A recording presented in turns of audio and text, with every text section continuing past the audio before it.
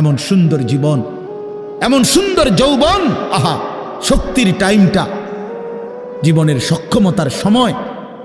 ছোটবেলা তো ভাইয়া দুর্বল, বৃদ্ধ বয়সটাও দুর্বল। তোমাদের অনেক কিশোর নওজোয়ান একজনের গায়েও চাদর নাই, কিন্তু মুরব্বী সবগুলোর গায়ে চাদর। দেখো চাকায়া, এই চাষারা তো আমার সব পরিচিত চাষা। অর্থ হইল এই বৃদ্ধের এই দুর্বলতা তাকে চাদর গায়ে দিতে বাধ্য করেছে। তার শরীরে শীতের অনুভূতিটা বেশি, ঠিক কিনা বলেন না কেন?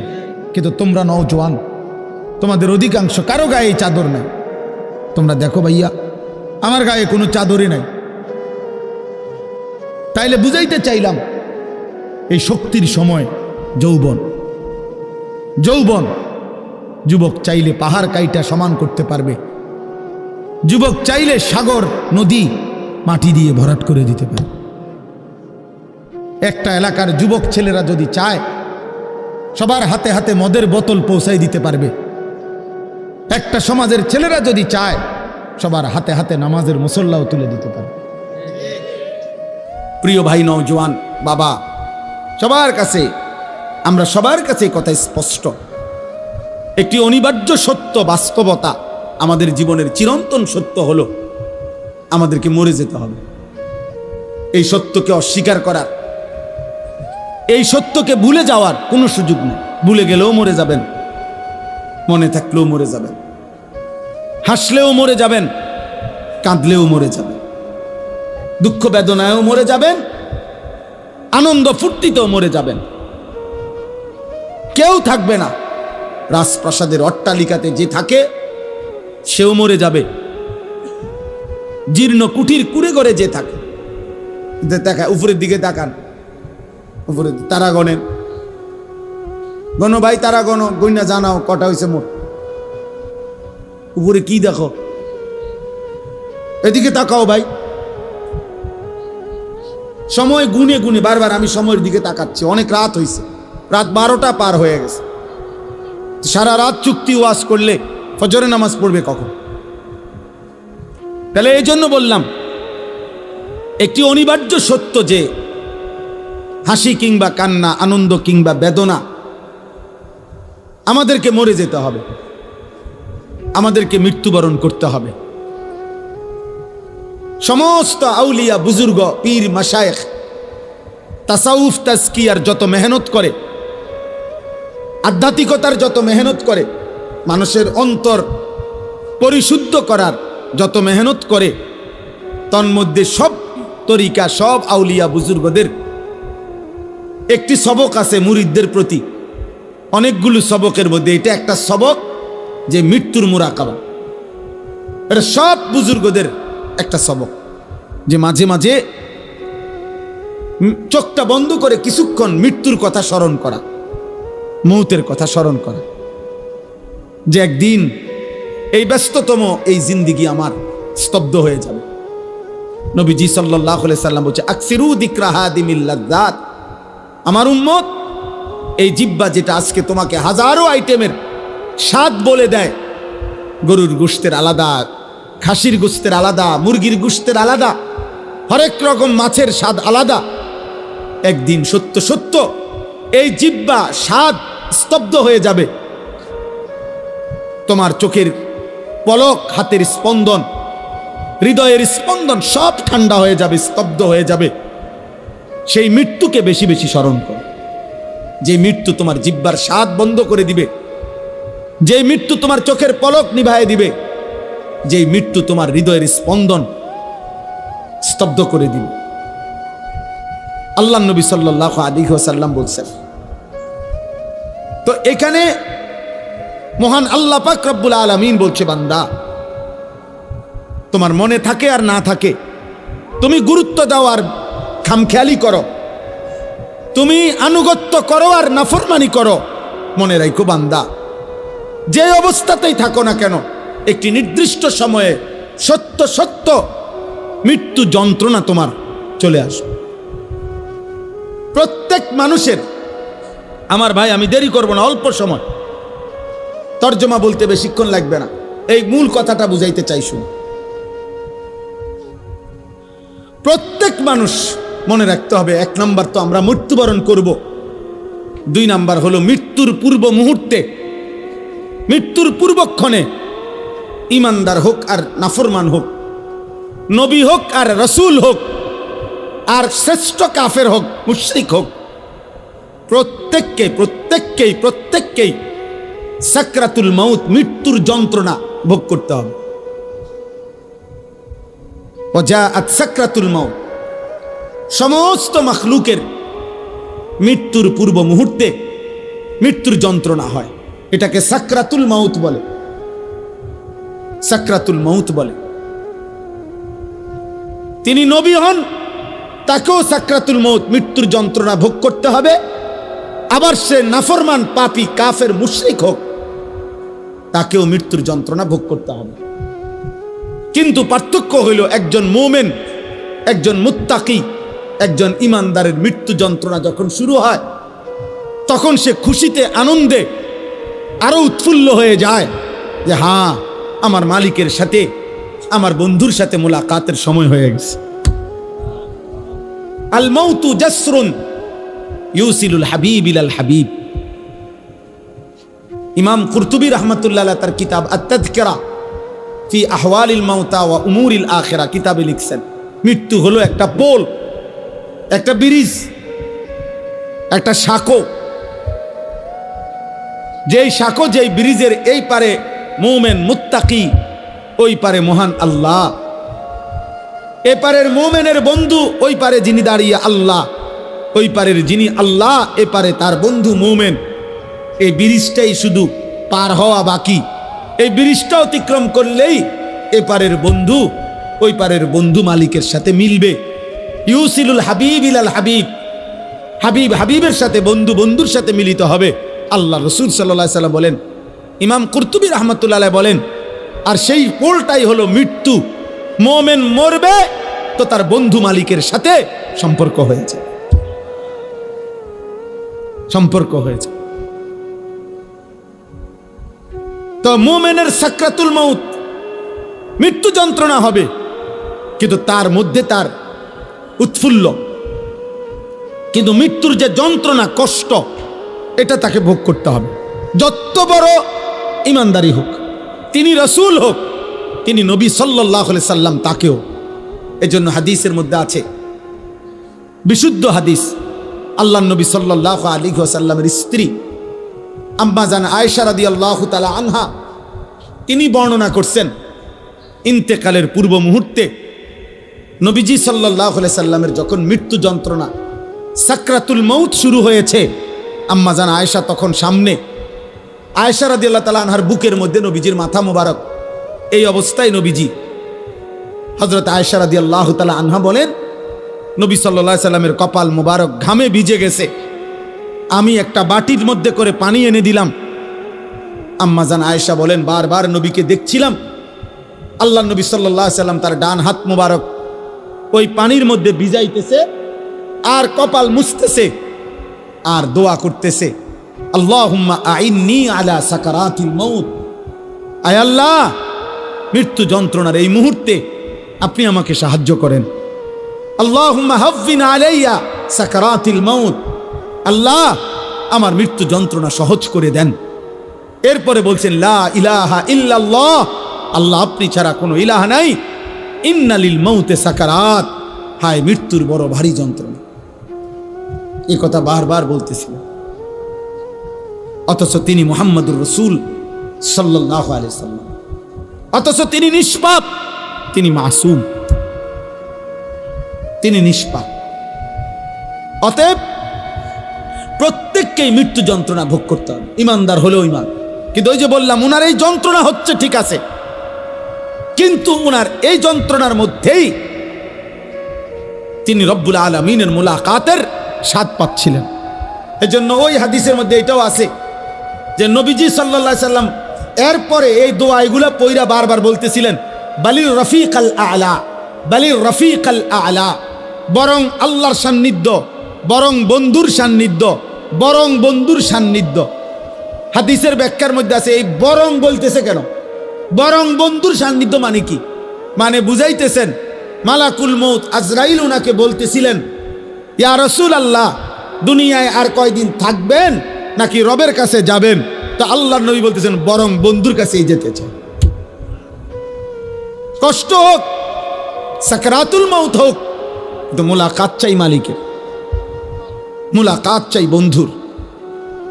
এই জন্য আমরা কিতাবে পড়ছি হযরত ইব্রাহিম আলাইহিস সালাম, উনাকে মালাকুল মউত আজরাইল আসছে, আয়েশা বলছে, আপনার জান কবজ করতে চাই, আপনি অনুমতি দেন। হাদিসের মধ্যে আছে প্রত্যেক নবীকে মৃত্যুর পূর্বে মালাকুল মউত জানায়, অনুমতি চায়। অনুমতি না নিয়ে কোনো নবীর জান কবজ করা হয় নাই। তো ইব্রাহিম আলাইহিস সালাম বললেন, আজরাইল, আমার একটা ছোট্ট প্রশ্ন আছে আল্লাহর কাছে, তুমি একটু জিগাইয়া আসো। যাও তুমি জিগাও। তো আজরাইল মালাকুল মউত বলছে, আচ্ছা বলে। তো তুমি গিয়া বলবা আল্লাহর কাছে, আয়াকবিজুল খলিল রুহা খলিলিহি, আল্লাহকে জিজ্ঞাসা করবা গিয়া যে ইব্রাহিম জানতে চাইছে কোন বন্ধু কি বন্ধুর জান কবজ করে? বন্ধু বুঝি বন্ধুরে মাইরে লাগে? আমি না আপনার বন্ধু? ইব্রাহিম আলাইহিস সালাম কার বন্ধু? কথা বলে না, আল্লাহর বন্ধু কিনা? তো ইব্রাহিম আলাইহিস সালাম বলতেছে, যাও গিয়া জিগাও কি বন্ধু এটা, বন্ধু বন্ধুরে মারতে কয়? বন্ধু বুঝি বন্ধুর জান কবজ করে? সুবহানাল্লাহ। আল্লাহ তাআলা তখন বললেন, জিব্রাইল, আরে আজরাইল, মালাকুল মউত, তাহলে এক কাজ করো, তোমারে আমি আরেকটা প্রশ্ন করতেছি ইব্রাহিমকে বলার জন্য, তুমি হেইটা গিয়া কও, যাও আবার যাও। তো মালাকুল মউত এসে এবার ইব্রাহিম আলাইহিস সালামকে বললেন, আপনার কথার জবাবে আল্লাহ তাআলাও একটা প্রশ্ন করছেন, আপনি হেইটার উত্তর দেন। তো বলছে কি? তো আল্লাহ তাআলা জানতে চাইছেন, আয়াকরাহুল খলিল লিকা খলিলিহি, বন্ধু কি তাহলে বন্ধুর মুলাকাত সাক্ষাৎ চায় না? বন্ধু কি বন্ধুর সাক্ষাৎ পছন্দ করে না? তাইলে ইব্রাহিম আলাইহিস সালাম বুঝছে, হায় হায়, এ তো মারা না, এ তো বন্ধুর মুলাকাত, এ তো মৃত্যু না রে, এ তো আমার সেই মালিকের মুলাকাত। পুরাটা জীবন আমি যার জন্য পরীক্ষা দিছি, যার জন্য আমি নমরুদের আগুনের কুণ্ডলিতে পড়লাম, যার জন্য আমার জীবনটা নবীদের মধ্যে সবচেয়ে বেশি অঞ্চল ছাড়ছে, হিজরত করছেন, এলাকা ছাড়ছে বেশি ইব্রাহিম আলাইহিস সালাম। তো সে তো বন্ধুর মুলাকাত। এজন্য দোস্ত, প্রথমে কথাটা বুঝাইতে চাইলাম যে মৃত্যুর যন্ত্রণা প্রত্যেকের হবে, বাকি মোমেন মুত্তাকি ইমানদার তার মৃত্যু যন্ত্রণা তার আনন্দের বিষয়। কষ্ট হচ্ছে ঠিক আছে, কিন্তু আনন্দ হচ্ছে যে আমার রবের মুলাকাত। এবার তার বিপরীতে দোস্ত, তার বিপরীতে সাকরাতুল মউত যদি কোনো নাফরমানের শুরু হয়, পাপী, তো তাফসীরের মধ্যে আছে প্রত্যেক মানুষকেই তো বললাম মৃত্যু যন্ত্রণা ভোগ করতে হবে। আজকে নওজোয়ান, এই তোমাদের কাছে আমার বিশেষ কথা এটা, আল্লাহর নবী সাল্লাল্লাহু আলাইহি ওয়াসাল্লাম বলছেন, হাদিসের মধ্যে আছে, যে ফজরের নামাজ পড়ে না, আল্লাহ রাসূল বলছে, ওয়া ইল্লা আসবাহা খাবিসান নফস কাসলানান, ফজরের নামাজ যে পড়ে না, রাসূল বলেন সে হচ্ছে খবিস।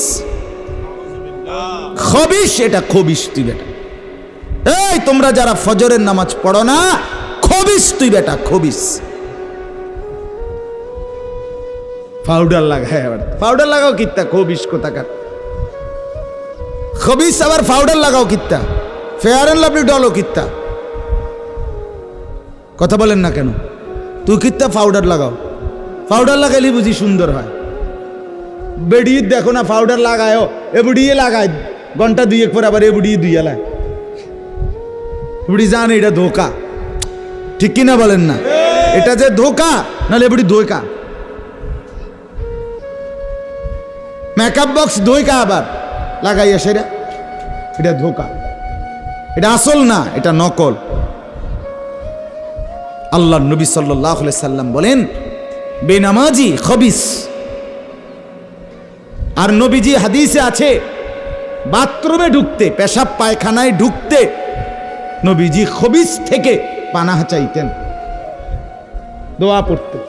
তো এই দোয়ার অর্থ কি? আল্লাহ আমি খবিশ থেকে কি চাই? পানাহ চাই। তার মানে নবীজি বুঝাই দিছে উম্মত, পেশাব পায়খানার মধ্যে থাকে খবিশ।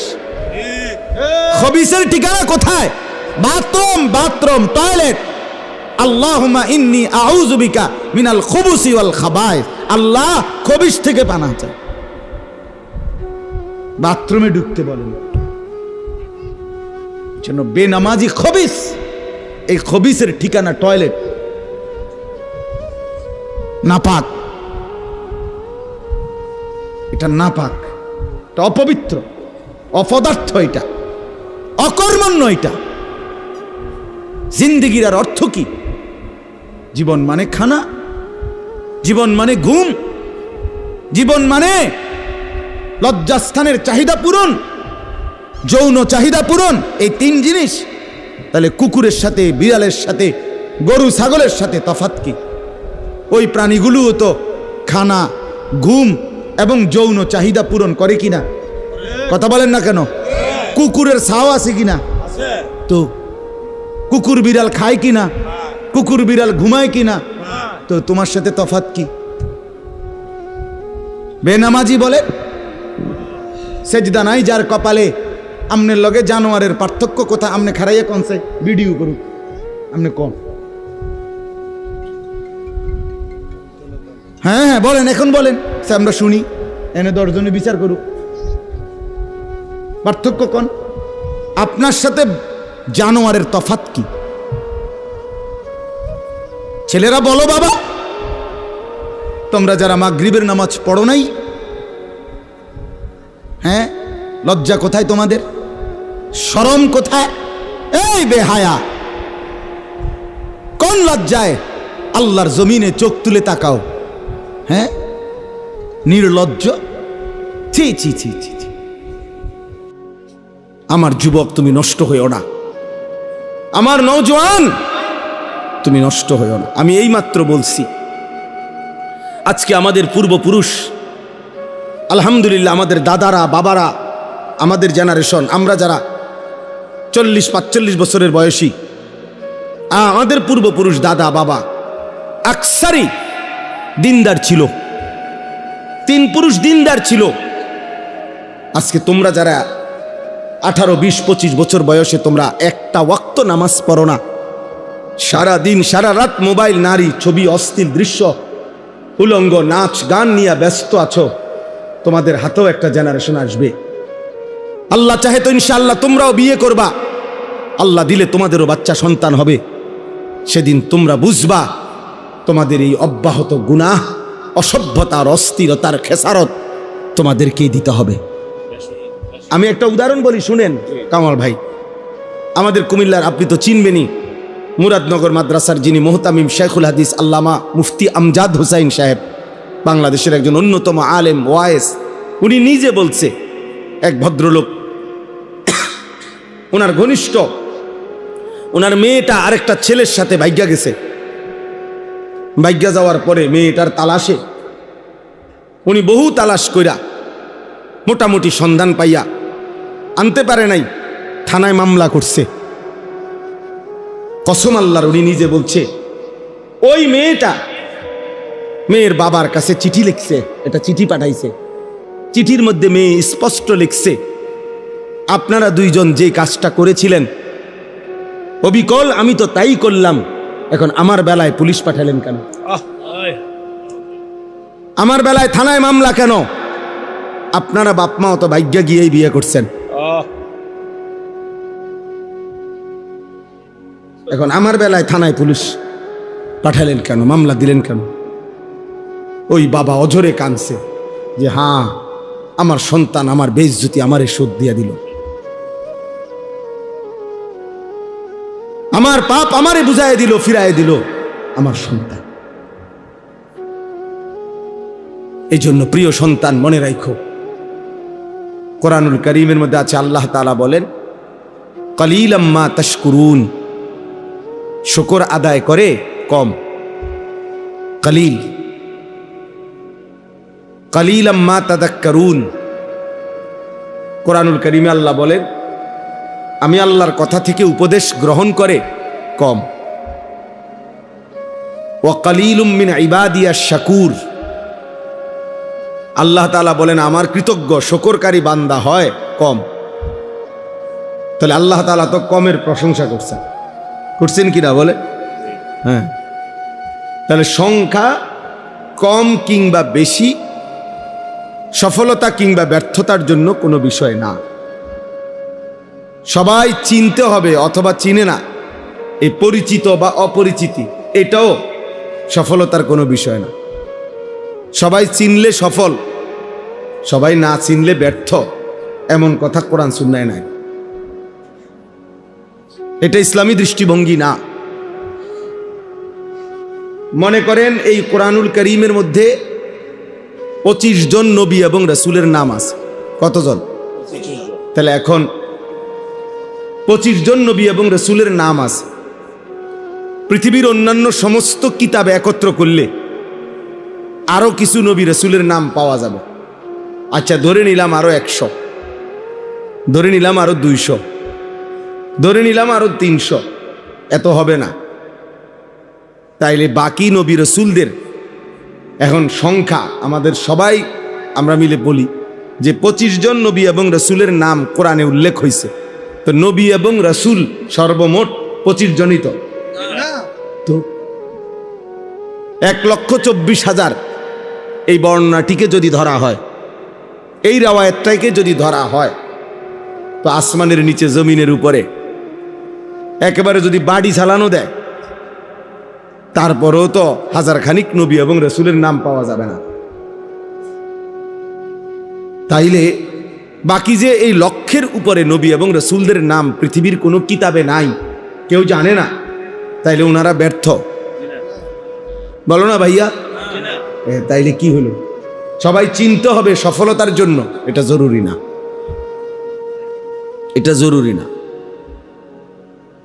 রাসূলুল্লাহ সাল্লাল্লাহু আলাইহি ওয়াসাল্লাম আরাফাতের ময়দানে বিদায় হজ্জে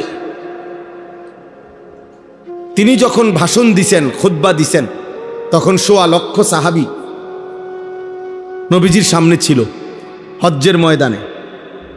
1.25 লাখ সাহাবী মানে 1,25,000। তাহলে আরো কিছু কম বেশ হইতে পারে। এখন গোটা পৃথিবীর কোনো কিতাবে এই 1.25 লক্ষ সাহাবীর নাম আসেনি, নাই। 313 জন বদরি সাহাবীর নাম, বদরের যুদ্ধের অংশগ্রহণকারী, ওনাদের নাম একসাথে পাওয়া যায়। আর আলাদা আরো সাহাবীদের নাম কিছু পাওয়া যাবে। সব তালাশ করলে তো হয়তো যদি 1000 হয় বা 2000 হয়, একের ধরে নিলাম 5000 সাহাবীর নাম তালাশ করে খুঁজা পাওয়া গেল, তো বাকি যে 1,20,000 সাহাবীর নাম পৃথিবীর কেউ জানে না, ওই শুধু আরাফ হজ্জের ময়দানের, তো ওনারা ব্যর্থ সবাই। তাহলে এটা বোঝা উচিত। সফলতা কিংবা ব্যর্থতার জন্য সংখ্যাও কোনো বিষয় না। যেমন কোরআন শরীফে সূরা ইয়াসিনের মধ্যে আছে 3 জন রাসূল আল্লাহ তাআলা একটি এলাকায় পাঠাইছেন। এক এলাকায় ফাআজ্জাজনা বিসালিসিন ফাকালু ইন্না ইলাইকুম মুরসালুন। 3 জন মোট। এই 3 জন রাসূল একটি এলাকায় দিবানিশি আল্লাহর দাওয়াত দিয়ে, কালেমার দাওয়াত দিয়ে ওনাদের হাতে কালেমা পড়ছেন, গ্রহণ করছেন শুধু একজন। কয়জন? একজন মাত্র, একজন। ওয়াজাআ মিন আকসাল মাদিনাতে রাজুলুন, সির্ফ একজন, একজন মাত্র ব্যক্তি কালেমা পড়ছেন 3 জনের দাওয়াতে, 3 জন রাসূলের দাওয়াতে। তাইলে ইনারা এই 3 জনের দাওয়াত মাত্র একজন গ্রহণ করলো, তাহলে ওনারা ব্যর্থ? এটা বোঝা উচিত, এটা বুঝলে সহজ। এজন্য সংখ্যা কোনো বিষয় না, মহান আল্লাহ পাক রব্বুল আলামিন গ্রহণ করলো কিনা সেটা বড় বিষয়। নবী সাল্লাল্লাহু আলাইহি ওয়াসাল্লাম বলছেন, ফাওয়াল্লাহি লা আন ইয়াহদিয়াল্লাহু বিকা রাজুলান ওয়াহিদান খায়রুন লাকা মিন হুমুরিন নাআম। আল্লাহর কসম, নবীজি বলছেন আল্লাহর কসম, তোমার দ্বারা যদি একজন ব্যক্তি হেদায়েত পায়, আল্লাহর পথ পায়, আখেরাতের সন্ধান পায়। নবীজি বলছেন তাহলে এটাই গোটা আরবের সমস্ত দামি ওট তোমারে হাদিয়া দেওয়ার চাইতে কোটি গুণে উত্তম। কয়জন ভাইয়া? একজন। রজুলান ওয়াহিদান, একজন ব্যক্তি, একজনের ফিকিরে, এক আল্লাহর বান্দার বদলানোর ফিকিরে আল্লাহর কথা বলা দরকার। আমাদের এখানে যারা উঠতি বয়সের কোন ইমাম সাহেব আছেন, আপনাদের জন্য এটা সবক। আপনারা যদি এটা ভাবতেন, বুঝেন, ইনশাআল্লাহ উম্মতের আরো ফায়দা হবে। নওজোয়ান আলেম যারা উঠতি বয়সের, তাদের জন্য এটা সবক। আমি ওয়াজ করলে শুনবে কয়জন? হ্যাঁ, আমার ওয়াজ শুনবে কয়জন? না, এটা তো আপনারা বলে নাই। আপনার তো কোনো সংখ্যা বাইদা দেয় নাই কোরআন সুন্নাতে যে 50 জনের কম হইলে ওয়াজ শুরু করবা না, সাবধান, কবিরা গুনাহ। কথা বলেন না কেন? 48 জন হইলেও কি করবা না? না, সাবধান, মাইকে হু দিবা না। এমন কোন বিধান আছে? তাইলে আল্লাহর কথা বলতে থাকা, আল্লাহর জন্য বলতে থাকা, অল্প হোক বেশি হোক, সারাক্ষণ উম্মতের ফিকির করা। আমাদের দাওয়াত ও তাবলীগের বিশ্ববিখ্যাত মুরব্বী হযরত মাওলানা আহমদ লাট সাহেব দামাত বারাকাতুহুমুল আলিয়া, তিনি বলছেন রাসূলুল্লাহ সাল্লাল্লাহু আলাইহি ওয়াসাল্লাম এবং সাহাবায়ে কেরামের প্রত্যেকের দিলের মধ্যে এই ফিকির ছিল কিভাবে আল্লাহ পাকের এক এক বান্দা জাহান্নাম থেকে মুক্তি পাবে, জাহান্নাম থেকে মুক্তি পাবে। দোস্ত, এটা ছিল নবীজির ফিকির, এটা ছিল সাহাবায়ে কেরামের ফিকির। একজন আল্লাহর বান্দা কিভাবে বেঁচে যাবে। নবী সাল্লাল্লাহু আলাইহি ওয়াসাল্লাম বলছেন, ওয়া আনা আখিযুন বিহুজাজিকুম। এটা আমি বুঝাইতে হবে, এটার তর্জমা বুঝাইবার জন্য এইভাবে বুঝাই। আমি যদি আমার এই দোস্ত আবু হানিফ ভাই ও আমরা সাথী, ব্রাহ্মণবাড়িয়া দারুল আরকাম মাদ্রাসা, আমরা একসাথে পড়ছি, অনেক মহব্বতের দোস্ত আমার। তো আমি দেখতেছি যে এখানে আগুনের মধ্যে সে নিজে ঝাঁপ দিতে চাচ্ছে, পড়তে চাচ্ছে। তো আমি তার হাত ধরে বললাম, দোস্ত, ওইটা আগুন, তুমি যাইও না, মানে তুমি জ্বলে যাইবা। সে আমার ইচ্ছা করলে উনি আমার হাত ধরে রাখলে ছেড়াই দিতে পারে। ছাড় বেটা, আমি যাবই, তোর কি? ঠিক আছে, হতে পারে। এবার আমি কাঁধে ধরলাম, কাঁধে হাত দিয়ে বললাম, দোস্ত না, তুমি ওই আগুনে যাইও না, তুমি জ্বলে যাইবা, তুমি ক্ষতিগ্রস্ত হবা, আমি বন্ধু তোমারে যাইতে দেব না। এবারও ইচ্ছা করিলে কাঁধের হাত সে ছাড়াই দিতে পারে, কাঁধের থেকে হাত নামাই দিতে পারে, সর বেটা, আমি যাবই। আচ্ছা, এইবার যদি আমি এইভাবে কোমরে জড়াইয়া ধরি, কোমরে, যে না দোস্ত, আমি তোরে যাইতে দেব না, ওই আগুনে পড়তে দেব না, তাইলে ছেলেরা, বাবা তোমরা শোনো, তাইলে নিয়ম কি? হাতের বাঁধন ছেড়ে দেওয়া যায়, কাঁধের থেকে হাত ফেলে দেওয়া যায়, কিন্তু কোমরে যদি কেউ জড়াইয়া ধরে, এখান থেকে ছুটে যাওয়া কঠিন কিনা? কথা বলেন না? অনেক কঠিন।